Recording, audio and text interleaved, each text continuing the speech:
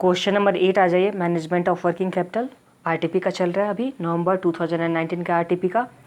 Following are the cost information of KG limited which has commenced a new project for an annual production of 24,000 unit which is full in capacity। तो यहाँ पे annual इस company का capacity कितना दे रखा है, 24,000 unit. Capacity का use कहाँ पे करते थे हम लोग, तो फिक्स्ड कॉस्ट निकालने टाइम में कैपेसिटी का यूज़ करते थे। आगे दे रखा हुआ है कॉस्ट का सेग्रीगेशन, जिसमें मटेरियल का कितना रुपीज़ दे रखा हुआ है, 80 रुपीज़।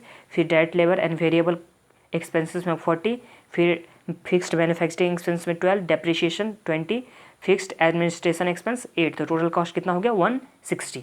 आगे दे रखा हुआ है the sales price per unit is expected to be 192। तो सेलिंग प्राइस दे रखा हुआ है। आगे सेलिंग एक्सपेंस ₹10 पर यूनिट, जिसमें 80% ऑफ विच इज़ वेरिएबल। तो यहाँ पे सेल्स जितना भी सेलिंग एक्सपेंस है 10 रुपीज़ हैं, उसमें से 8 क्या हो गया वेरिएबल कॉस्ट एंड 2 कितना हो गया फिक्स कॉस्ट पर यूनिट। तो यहाँ तो कुछ प्रॉब्लम नहीं है आप लोग को। आगे आ जाते हैं। In the first 2 year of operation production and sales are expected to be as followed. तो फर्स्ट 2 ईयर में, ईयर 1 में प्रोडक्शन हुआ था 12,000 एंड सेल्स कितना हुआ था 10,000। ईयर 2 में प्रोडक्शन हुआ था 18,000 एंड सेल्स कितना हुआ था 17,000। तो ये हम लोग का आ गया इन्फॉर्मेशन। आगे क्या दे रखा हुआ है, ये होने के बाद हम लोग को दे रखा हुआ है To assess the working capital requirements, the following additional information is available। Stock of material में कितना मंथ्स लेना है, 2 मंथ्स ऑफ कंजम्पशन लेना है। उसके बाद आगे हम लोग को दे रखा हुआ है WI वर्किंग प्रोग्रेस में नील लेना है। डेटर में कितना लेना है, 2 मंथ्स एवरेज सेल्स लेना है। फिर कैश बैलेंस में 1 लाख लेना है। Creditor for supply of material में कितना 1 months average purchase during the year लेना है। उसके बाद क्रेडिटर फॉर एक्सपेंस में 1 months average of all expenses during the year. तो ये हो गया। फिर आगे क्या दे रखा हुआ है, prepare for the 2-year projected statement of profit and loss account and projected statement of working capital requirements। तो ये अपने को निकालना है सम्स में क्या दे रखा हुआ था, सबसे पहले हम लोग को कॉस्ट के लिए इन्फॉर्मेशन दे रखा हुआ है, नंबर ऑफ यूनिट सेल और प्रोडक्शन यूनिट दे रखा हुआ है, जिससे हम लोग कॉस्ट मतलब projected statement of profit and loss निकाल लेंगे। और उसके बाद आगे जो इन्फॉर्मेशन दे रखा हुआ है यूजेस का, मतलब स्टॉक के बारे में जितना भी इन्फॉर्मेशन, मतलब करंट एसेट या करंट लायबिलिटी के बारे में जो भी इन्फॉर्मेशन दे रखा हो, उससे हम लोग क्या निकालेंगे, वर्किंग कैपिटल रिक्वायरमेंट्स। तो आ जाइए बनाते हैं क्वेश्चन नंबर 8। क्वेश्चन नंबर 8 में आ जाइए। Projected statement of profit and loss पहले बनाते हैं, ईयर 1 एंड ईयर 2 दोनों ईयर का बनाते हैं। सेल्स, अब फर्स्ट ईयर के सेल्स में कितना हो जाएगा, सेल्स का प्राइस कितना दे रखा हुआ है 192 दे रखा हुआ है। तो ये हो गया 192 इंटू कितना नंबर ऑफ यूनिट सेल्स हुआ है, तो सेल कितना नंबर ऑफ यूनिट हुआ है 10,000, तो इंटू 10,000। तो ये हम लोग का कितना आ गया,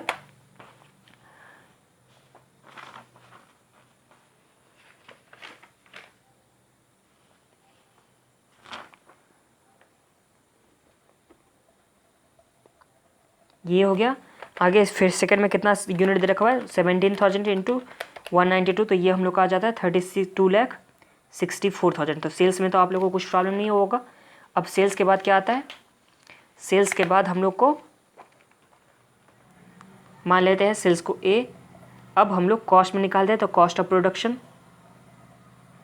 कॉस्ट ऑफ प्रोडक्शन के लिए हम लोग को इन्फॉर्मेशन दे रखा हुआ था। क्या दे रखा हुआ था, सबसे पहले है material cost. Material cost per unit कितना दे रखा हुआ था 80 दे रखा हुआ था। तो मटेरियल कॉस्ट में क्या हो जाएगा कि number of unit produced into एक यूनिट, कितना एक यूनिट के लिए प्राइस कितना दे रखा हो 80। तो नंबर ऑफ यूनिट प्रोड्यूस था 12,000 फर्स्ट ईयर में, तो 12,000 इंटू 80। तो ये कितना आ जाता है 9,60,000। फिर दे रखा हुआ है आगे हम लोग को सेकेंड ईयर के लिए 18,000 इंटू 80। तो ये हम लोग का आ गया 14,40,000। चलिए ये हो गया हम लोग का। फिर आगे हैं direct labour and variable expense. तो direct labour and variable expenses, तो इसमें भी number of unit produce into हो जाएगा उसके प्राइस।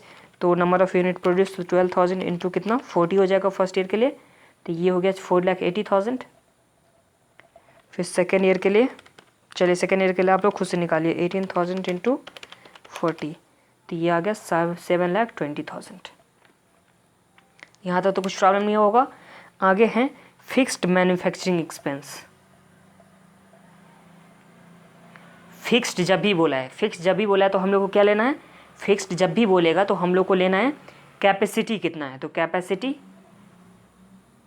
इंटू यूनिट प्राइस कितना दे रखा हुआ है 12 दे रखा हुआ है। तो कैपेसिटी तो 24,000 यूनिट का है, तो 24,000 इंटू 12, तो ये कितना आ गया 2,88,000। दोनों ही केस में तो सेम ही हो जाएगा ना, क्योंकि कैपेसिटी तो दोनों ही ईयर में क्या है सेम ही है, तो दोनों ही ईयर में ये भी आ गया। फिर डेप्रिशिएशन क्या होता है, फिक्स्ड एक्सपेंस होता है, तो डेप्रिसिएशन एक्सपेंसेस में कितना आ जाएगा 24,000 इंटू पर यूनिट के लिए 20 दे रखा है, तो 24,000 इंटू 20, तो दोनों ही साल में हो जाएगा 4,80,000।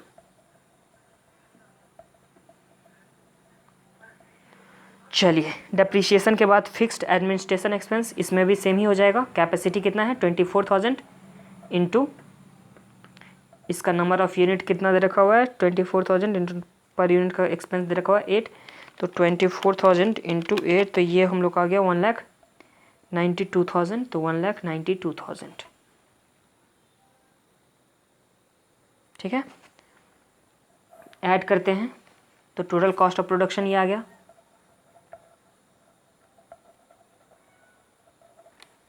टोटल कॉस्ट ऑफ प्रोडक्शन कितना हो, चलिए ऐड कीजिए 9,60,000 प्लस 4,80,000 प्लस 2,88,000 प्लस 4,80,000 प्लस 1,92,000, तो ये हम लोग का आ गया 24 लाख। फिर नेक्स्ट ईयर का निकालते हैं, नेक्स्ट ईयर में कितना आ जाएगा 144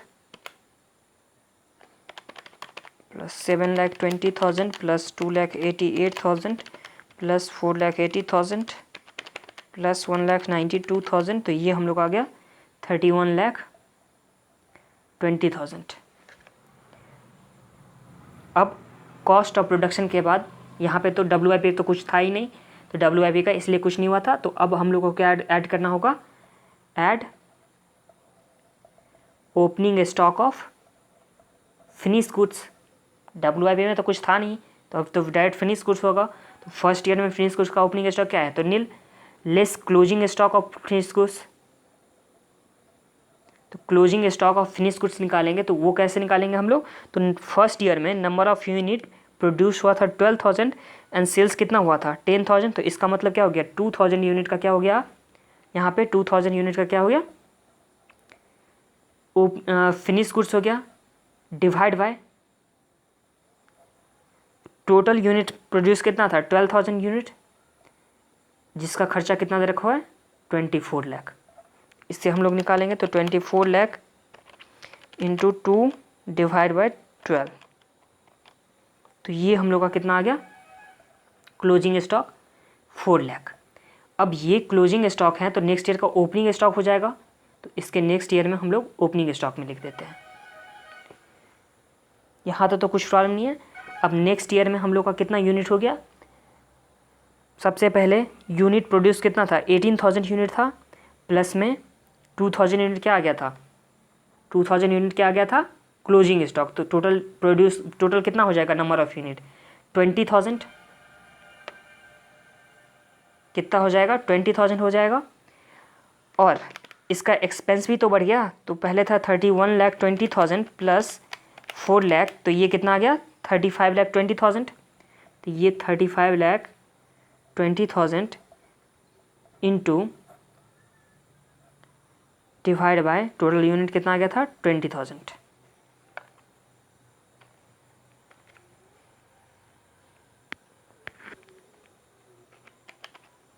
तो चलिए इसको निकालते हैं,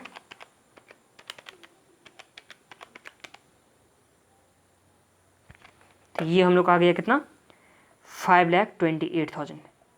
देखिए टोटल सबसे पहले इस दोनों को टोटल किए हम लोग, तो ये हम लोग आ गया 35,20,000। अब यहाँ पे कितना यूनिट था प्रोड्यूस कितना किया गया था सेकेंड ईयर में 18,000, प्लस में पिछले साल का 2,000 आ गया था, तो 20,000 आ गया। अब स्टॉक कितना बच जाएगा इसमें, तो 3,000, तो ये हम लोग 3,000 का निकाले, तो कितना आ गया 5,28,000। तो इसका कितना एक्सपेंस आ गया cost of goods sold 20 lakh, और सेकेंड का कितना आ गया 3,120 माइनस 400 माइनस प्लस 400 प्लस 400 528, ये हम लोग को आ गया 29,92,000। अब इसमें हम लोग क्या ऐड करेंगे, सेलिंग एक्सपेंस। सेलिंग एक्सपेंस में वेरिएबल एक्सपेंस कितना है एंड फिक्स्ड कितना है। तो फिक्स्ड के टाइम में हम लोग का 24,000 इंटू फिक्स्ड एक्सपेंस कितना हो गया था, 2 हो गया था। एंड वेरिएबल के टाइम में जितना सेल हुआ फर्स्ट ईयर में, तो sales unit into variable cost कितना आया था, 8 आया था। ये कैसे आया था, 10 रुपीज़ टोटल था, जिसमें 8 क्या हो गया था, वेरिएबल कॉस्ट, क्योंकि 80% वेरिएबल था, एंड 2 क्या हो गया था, फिक्स्ड कॉस्ट। तो ये समझ में आ गया। तो 10,000 इंटू 8, तो ये कितना आ गया, 80,000। उसके बाद 24,000 इंटू 2, तो ये कितना आ गया, 48,000। उसके बाद ये सेकंड टाइम में कितना हो जाएगा, 17 इंटू 8, तो ये हो गया 1,36,000। एंड सेकंड में कितना हो जाएगा, 48,000, क्योंकि दोनों का क्या होने वाला है, सेम ही होने वाला है।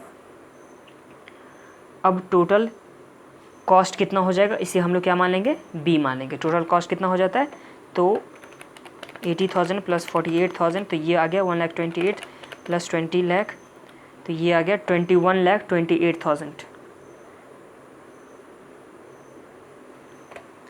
इस तरह से प्रॉफिट या लॉस इसमें फर्स्ट ईयर में हुआ, तो सेल्स हुआ था और 19,20,000 का, तो 19,20,000 सेल्स हुआ था, और ये 21,28,000 का कॉस्ट हो गया। तो इसका मतलब 2,08,000 का क्या हो रहा है, यहाँ पे लॉस हो रहा है।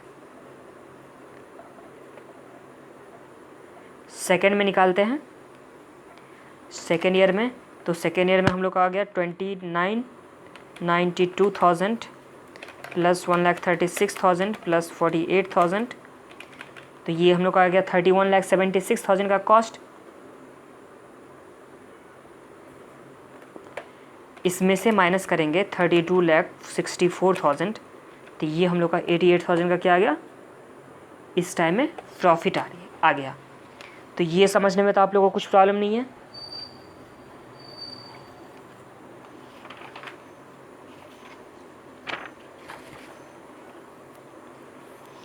तो ये हम लोग का फर्स्ट जो निकालना था वो हम लोग का कंप्लीट हो चुका है। अब सेकेंड में हम लोग को क्या निकालना है, projected statement of working capital requirement. Projected statement of working capital requirement निकालना है, दोनों ही ईयर का। तो चलिए निकालते हैं, ईयर 1, ईयर 2। इसमें सबसे पहले करेंट एसेट में क्या, इन्वेंट्री में क्या हो गया, स्टॉक फॉर मटेरियल, फिर finish goods,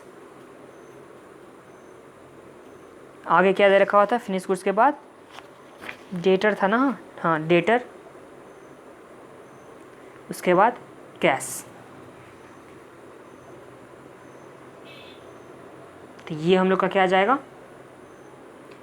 total current asset.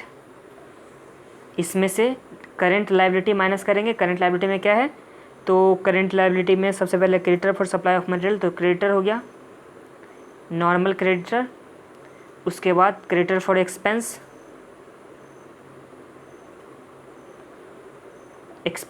तो ये हम लोग के पास हो गया, और तो कुछ नहीं है लायबिलिटी में। तो ये हम लोग का आ जाएगा, ये तो हम लोग का टोटल एसेट आ गया, ये आ जाएगा टोटल लायबिलिटी। और ए माइनस बी करेंगे तो हम लोग का क्या आ जाएगा, working capital requirement, estimated working capital requirement, ये आ जाएगा।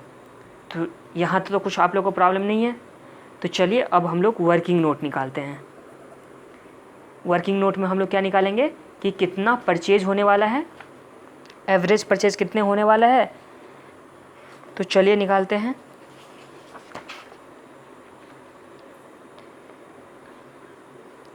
Calculation of creditor for purchase, normal creditor के लिए हम लोग निकालते हैं ईयर 1 एंड ईयर 2। तो सबसे पहले मटेरियल कंज्यूम्ड कितना है, रॉ मटेरियल कंज्यूम्ड कितना है। तो सम्स में सबसे फर्स्ट में हम लोग निकाले थे raw material consumed, material cost कितना था 9,60,000 एंड कितना था 14,40,000। तो ये आ गया 9,60,000 और यहाँ 14,40,000। उसमें ऐड करते थे हम लोग, क्या करते थे, क्लोजिंग स्टॉक। तो 2 महीने का क्लोजिंग स्टॉक हो जाएगा। तो चलिए निकालते हैं। तो 9,60,000 इंटू 2 डिवाइड बाई 12, तो ये हम लोग का कितना आ गया, 1,60,000। फिर सेकेंड ईयर का निकालते हैं इस तरह से, तो 14,40,000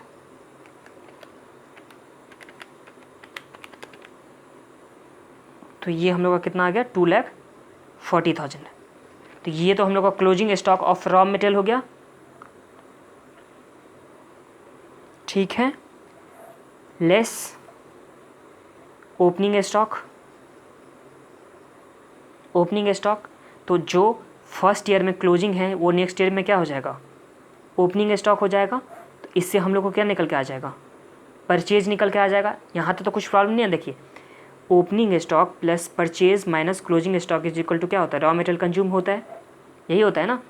तो इस टाइम में अगर हम लोग रॉ मटेरियल कंज्यूम हम लोग के पास हैं, तो क्लोजिंग को इस साइड में ले जाएंगे तो प्लस में चला जाएगा, ओपनिंग को इस साइड में ले जाएंगे तो माइनस। तो इस तरह से हम लोग का परचेज निकल के आ जाएगा। तो परचेज कितना निकल के आया, 9,60,000 प्लस 1,60,000। तो ये हम लोग का परचेज कितना आ गया, 11,20,000। फिर नेक्स्ट में कितना, 14,40,000 प्लस 2,40,000 माइनस 1,60,000। तो ये हम लोग का आ जाता है 15,20,000 का। ये हम लोग का आ गया क्या, परचेज आ गया। अब इसमें से परचेज के लिए कितना पीरियड दे रखा हुआ है, 1 मंथ का क्रेडिट दे रखा हुआ है परचेज के लिए। तो डिवाइड बाय डायरेक्ट कितना करेंगे, 12 करेंगे। तो ये हम लोग का आ जाएगा क्रेडिटर्स फॉर परचेज। तो ये आ गया 1, 2, 6, 6, 6, 7, 1,26,000 667। इसमें आ जाता है 93,333। तो ये हम लोग का आ गया परचेज का। अब इसी तरह से क्रेडिटर फॉर एक्सपेंस निकालते हैं। तो आ जाइए क्रेडिटर फॉर एक्सपेंस निकालने के लिए।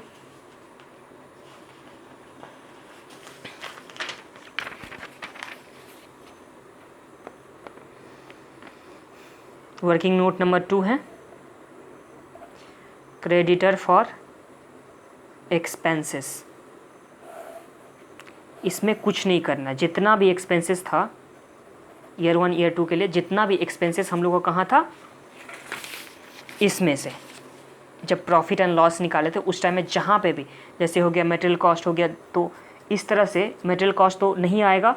जितना भी एक्सपेंस का आइटम है, जैसे डायरेक्ट लेबर एक्सपेंसेस हो गया, फिक्स्ड मैन्युफैक्चरिंग हो गया, फिक्स एडमिनिस्ट्रेशन हो गया, सेलिंग हो गया, तो ये सब जितना भी एक्सपेंसेस, जितना भी मतलब ये हो गया आइटम, ये हो गया, ये हो गया, ये हो गया, एंड सेलिंग एक्सपेंसेस। तो ये पांचों हो गया आइटम। इस पांचों को हम लोग क्या करेंगे, ऐड करेंगे। तो चलिए ऐड करते हैं। सबसे पहले क्या हो गया,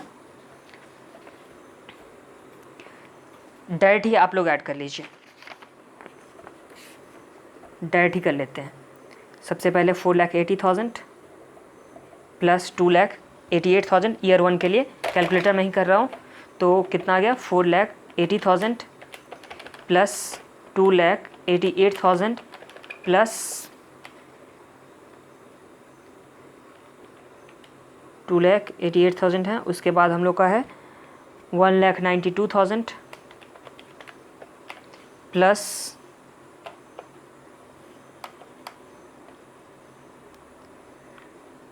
80,000 प्लस 48,000।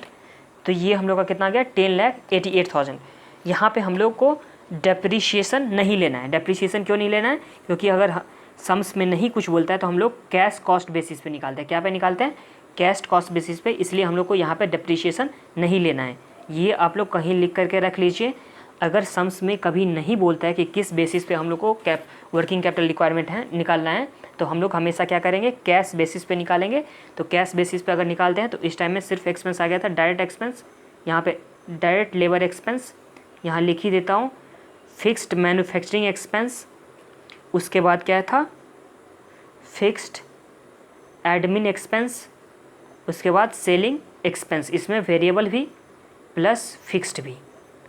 तो चलिए लिख ही देते हैं 4,80,000 एंड इसमें कितना था 7,20,000, फिर 2,88,000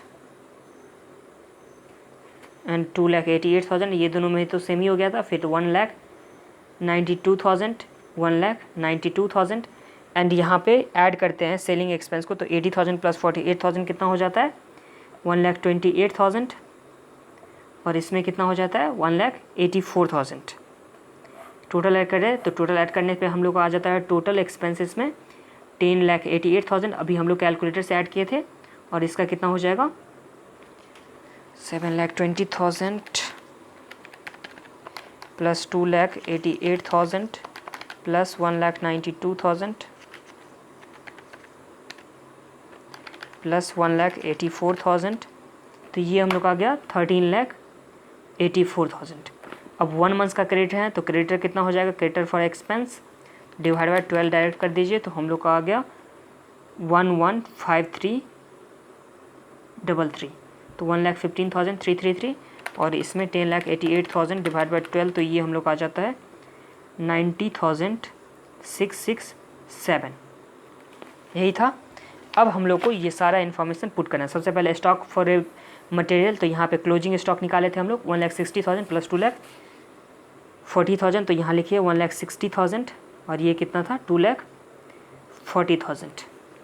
फिर फिनिश गुड्स का, फिनिश गुड्स का हम लोग पहले निकाल चुके हैं, कहाँ पे ये रहा, हम लोग फिनिश गुड्स का निकाल चुके हैं यहाँ पे क्लोजिंग स्टॉक, तो यहाँ 4 लाख है, यहाँ पे 5,28,000 है, तो चलिए 5,28,000। डेटर का कैसे निकालेंगे, तो चलिए डेटर का निकालते हैं। तो सेल्स कितना हम लोग के पास दे रखा हुआ है 19,20,000 इंटू 2 डिवाइड बाई 12, तो ये हम लोग का कितना आ जाता है 3,20,000।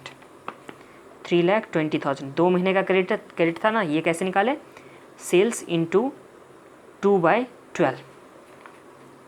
फिर नेक्स्ट ईयर का सेल्स कितना रहा है 32,64,000, 32 ही है तो 32,64,000 डिवाइड बाई 12 इंटू 2, तो ये आ गया 5,44,000। फिर कैश में बोल दिया गया था 1 लाख लेना है, तो 1 लाख यहाँ पे ले चुके। इसको टोटल करते हैं तो 1,60,000 plus 1,60,000 plus 4 lakh plus 3,20,000 plus 1 lakh, तो ये हम लोग का आ जाता है 9,80,000। नेक्स्ट में 2,40,000 प्लस 5,28,000 प्लस 5,44,000 प्लस 1 लाख, तो ये हम लोग का आ जाता है 14,12,000। क्रेडिटर फॉर एक्सपेंसेस हम लोग निकाल चुके हैं, कितना निकाले हैं एक्सपेंस के लिए 9333, फिर 126,667 और इसका कितना निकाले थे एक्सपेंसेस का कितना निकाले थे, तो 90,667, इसका 115,333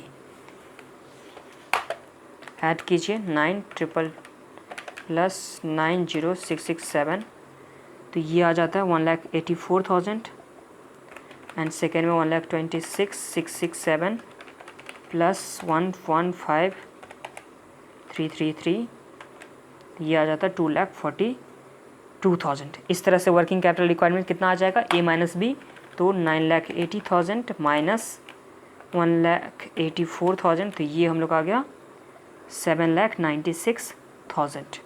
फिर सेकेंड का कितना आ गया 14,12,000 माइनस 2,42,000, तो ये हम लोग आ गया 11,70,000। इसी के साथ क्वेश्चन नंबर 8 कंप्लीट होता है। अब हम लोग नेक्स्ट वीडियो में करेंगे नेक्स्ट क्वेश्चन। तब तक के लिए अपना ख्याल रखिए, वीडियो को लाइक कर दीजिए, चैनल को अभी तक सब्सक्राइब नहीं किया तो सब्सक्राइब कर लीजिए। Bye bye, take care and wish you all the very best for your exam.